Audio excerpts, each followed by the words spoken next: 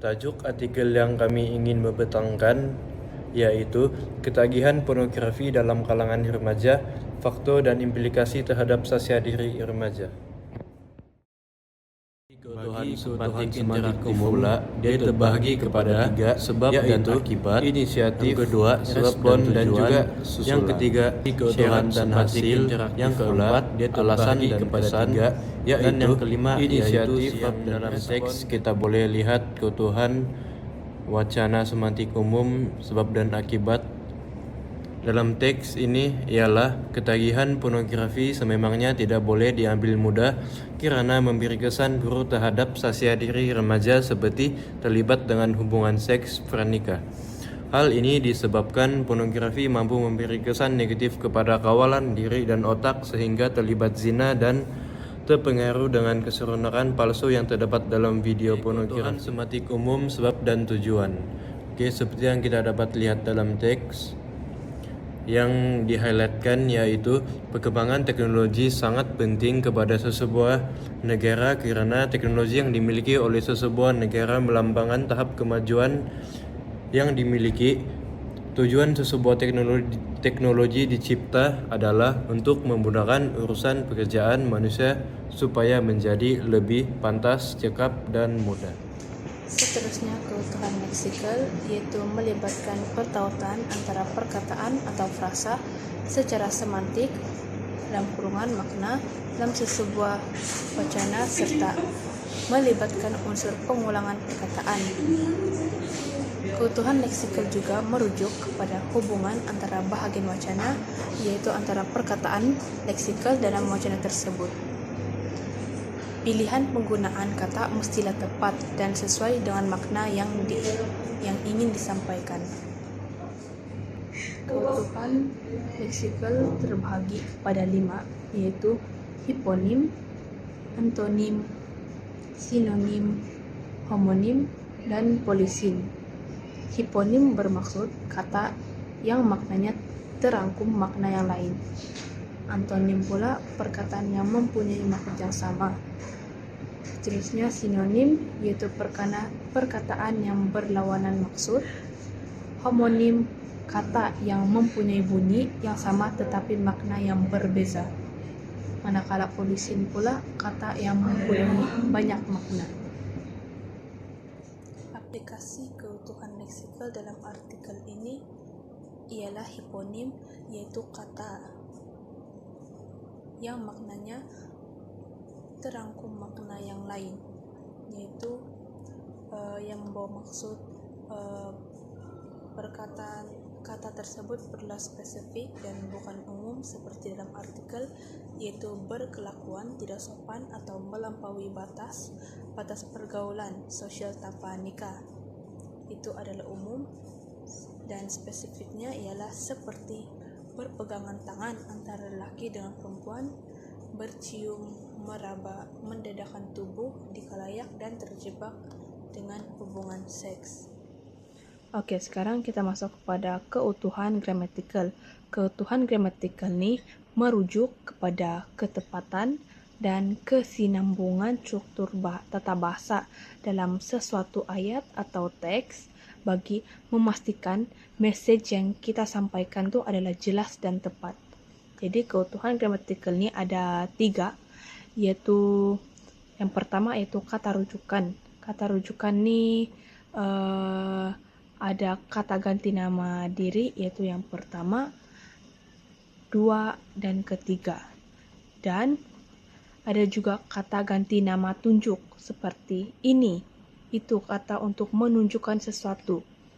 Dan yang kedua yaitu peleburan dan penggantian, itu unsur peleburan nih menggugurkan dan penggantian dan menggantikan. Lepas itu yang ketiga adalah penghubung. Penghubung nih juga terbahagi kepada 3, yaitu penghuraian, yaitu untuk menghuraikan sesuatu ayat, dan perkembangan pula untuk mengembangkan ayat-ayat yang diulaskan. Dan yang ketiga yaitu penambahan, untuk menambahkan atau menyokong ayat-ayat yang lepas. Aplikasi keutuhan gramatikal dalam artikel yang kami kaji yaitu terdapat kata rujukan, yaitu berdasarkan artikel yang telah dipamerkan dalam Canva ini, yaitu terdapat kata rujukan kata ganti nama diri, yaitu mereka. Mereka ini merujuk kata ganti nama diri yang ketiga. Seterusnya kata penghubung, yaitu dari segi perkembangan. Itu kata penghubung ini dia menghubungkan ayat, tetapi dengan penggunaan kata hubung itu untuk mengembangkan isi-isi, yaitu berdasarkan artikel, yaitu yang pertama ialah karena, yang kedua dan akhir sekali itu tetapi. Itu merupakan kata kunci bagi keutuhan gramatikal bagi penghubung dalam segi perkembangan. Akhir sekali untuk keutuhan gramatikal itu penghubung dari aspek penghuraian itu dengan kata kunci yang berdasarkan artikel, yaitu selain itu. Penghuraian ini bermaksud untuk kata kuncinya digunakan untuk menghuraikan isi-isi dengan lebih lanjut.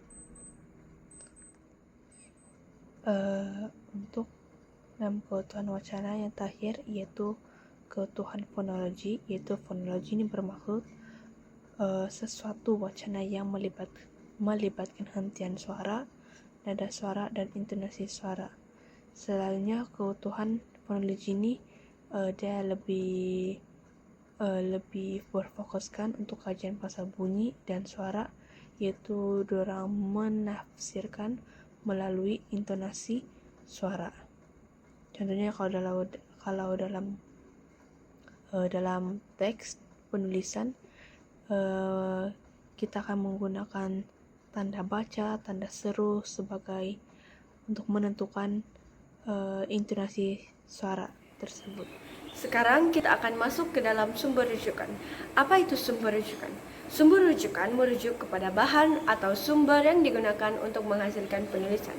Antara contoh-contoh sumber rujukan yang boleh digunakan adalah buku, artikel, laman web, ataupun laporan. Seterusnya, di sini kita boleh lihat bagaimana penulis ini menggunakan jurnal sebagai sumber. Selain daripada jurnal, penulis ini juga menggunakan berita sebagai sumber rujukan mereka.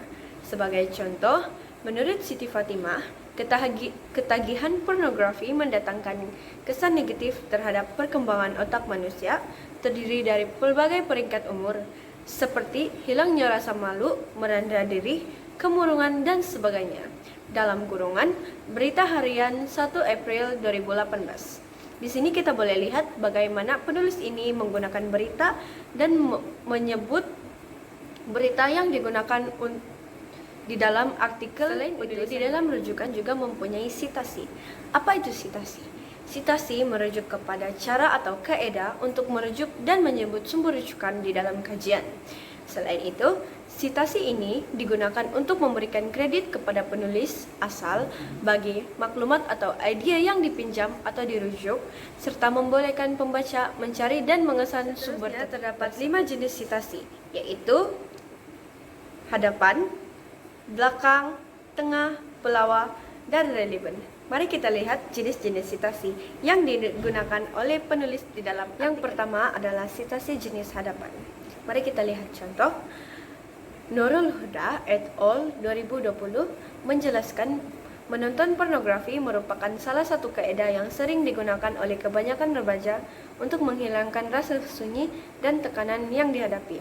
Sini kita boleh lihat penulis ini meletakkan kredit kepada penulis asal untuk berada di hadapan. Maka ini adalah sitasi.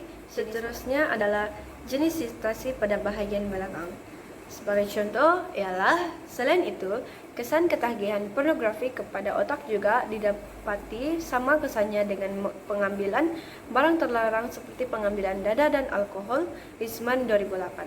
Di sini kita boleh lihat penulis ini meletakkan kredit kepada penulis asal pada bahagian belakang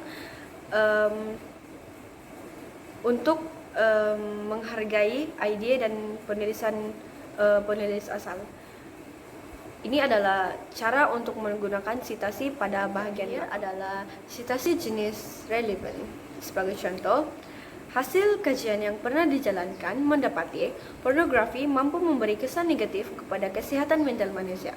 Risman 2008. Dalam kajiannya menjelaskan pornografi memberi kesan buruk terhadap otak remaja yang menyebabkan mereka mudah mempercayai gambaran palsu, kenikmatan melakukan seks berbanding realiti kehidupan sebenar, yang mana perbuatan tersebut tidak hanya menjadi punca penyebaran penyakit, tetapi turut memberi kesan terhadap kesehatan mental.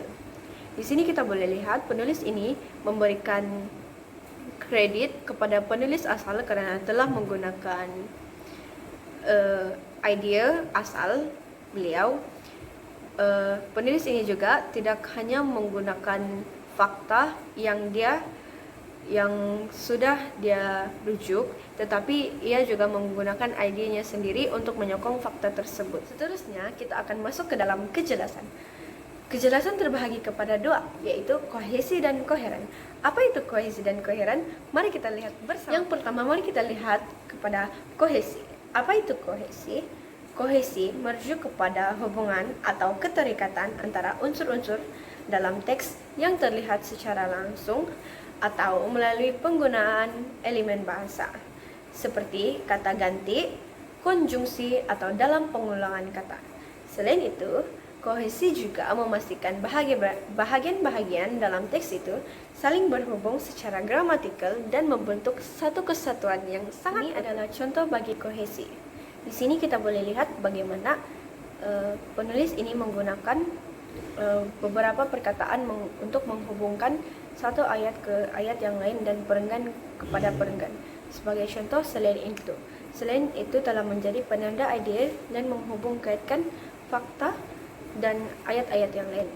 Selain itu, di dalam satu perenggan ini juga terdapat sitasi, dan di dalam perenggan ini juga mempunyai keutuhan wacana.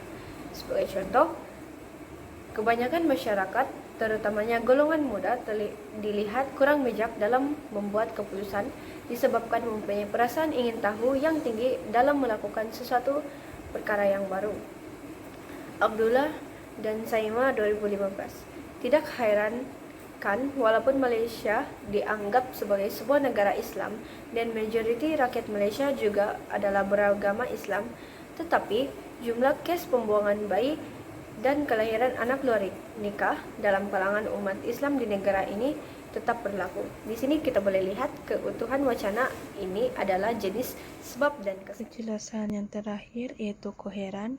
Koheren ini merujuk kepada satu hubungan ide atau makna di dalam teks dengan keserasian yang tinggi. Jadi teks yang mempunyai koheren ini lebih menyampaikan ide-ide yang lebih saling berkait. Itu apakah koheren dan bagaimana untuk kita mengenal pasti sesebuah penulisan tersebut. Yang pertama yaitu koheren ini kita dapat lihat melalui kesepaduan antara satu bahagian dengan bahagian lain, sehingga ayat-ayat ini memiliki suatu kesatuan makna yang utuh lah. Lepas itu yang kedua yaitu dalam penulisan koheren ini ide-ide dia dihuraikan dengan lebih jelas dan dia mengikut urutan logik lah, serta dengan sokongan-sokongan daripada bukti serta contoh. Lepas itu, tapi pengembangan ide dia ini disusun menggunakan perenggan yang jelas dan mempunyai perenggan. Koheren ini menggunakan perenggan. Dan akhir sekali yaitu faktor-faktor kejelasan koheren ini dia lebih memudahkanlah untuk pembaca untuk ikut atau follow up hujah atau tujuan penulisan tersebut. Aplikasi koheran dalam artikel yang kami kaji yaitu terdapatnya pendahuluan, yaitu seperti dalam artikel yang kami telah paparkan di sini, yaitu dalam ajaran agama Islam, dan masuk tajuk utama yaitu pornografi, dan seterusnya adanya bahan dan kaidah yaitu hasil kajian yang pernah dijalankan di Indonesia dan apa hasilnya, yaitu mereka mendapati lebih 53% remaja yang ketagihan pornografi berakhir dengan berlakuan seks luar nikah bersama pasangan mereka, dan apa perbincangannya, yaitu kebanyakan mereka menyatakan pornografi menimbulkan minat dalam diri mereka untuk melakukan hubungan seks bagi mendapatkan kepuasan. Dan apakah kesimpulan bagi artikel ini, yaitu berdasarkan statistik yang dipaparkan jelas menunjukkan pornografi mampu menyebabkan seseorang terlibat dengan zina, seks tanpa ikatan perkawinan maksudnya, yang akhirnya membawa kesan merusakkan kepada diri individu dan masyarakat seperti kelahiran anak luar nikah dan jenayah seksual.